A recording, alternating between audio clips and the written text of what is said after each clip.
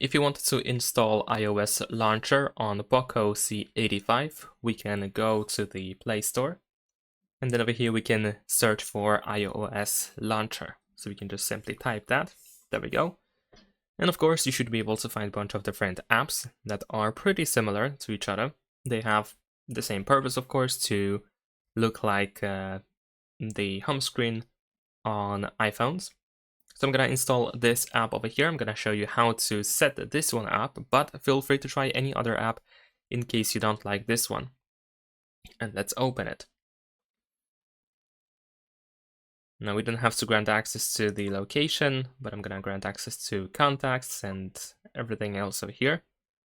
Now, of course, if you want to always open the home screen whenever you want to go to the home screen, I mean the home screen of the iOS launcher, then we have to tap on Make Default Launcher. Of course, we have an ad in the meantime, but after a couple of seconds, we should be able to skip it. So let's wait for the X to appear. There we go. Let's close that and let's tap OK. We will be redirected to Settings and we can switch to iOS Launcher. And then we should open the home screen. Over here we have the information about the blur effect, which appears pretty much all the time, but there we go, now it's gone.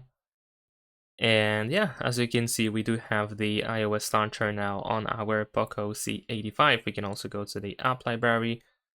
There we go, we can open it quite easily. And that's about it. Subscribe to my channel.